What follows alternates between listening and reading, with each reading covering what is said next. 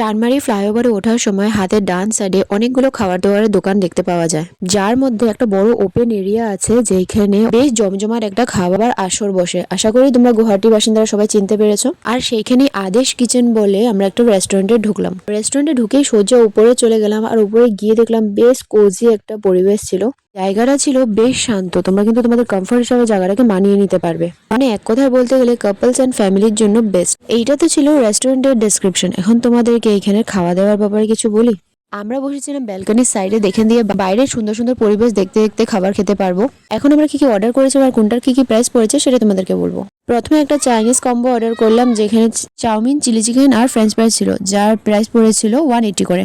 দেন order করলাম একটা Indian combo, যেখানে ছিল বাটার নান, বাটার চিকেন আর ডাল মাখনি, যার প্রাইস পড়েছিল 200। দেন আগেন একটা চাইনিজ কম্বো নিয়েছিলাম, যেটা ফ্রাইড রাইস, চিলি চিকেন আর ফ্রেঞ্চ ফ্রাইজ ছিল। আর খাবার যদি রিভিউ দিই, প্রত্যেকটা কম্বোই ছিল অসাধারণ, আর সাথে প্রাইসটাও ছিল অনেকই অ্যাফোর্ডেবল। চাইনিজ আর ইন্ডিয়ান কোনটা থেকে কোনটা বেস্ট বলে বোঝানো যাবে না। এরপরে বাইরে যে বড় ট্রাকটা ছিল, সেখান থেকে আমার মোমো ট্রাই করার অনেক ইচ্ছে হয়েছিল। তো বেশি না, মাত্র 1 প্লেট মোমো নিলাম, যেখানে 5 পিস করেছিল। প্রাইস নিয়েছিল 80 রুপিস করে। গুয়াহাটিতে যেহেতু রাত্রেবেলা সরস্বতী পূজা সেরকম কোনো আয়োজন হয় না, তার জন্য আমরা প্ল্যান করলাম যে বাইরে গিয়ে আমরা কিছু খাওয়া দাওয়া করে আসবো। তো এটাই ছিল আজকে আমাদের সরস্বতী পূজার ব্লগ। তোমাদের পুজো কেমন করেছে কমেন্ট করে জানাবে। বাই।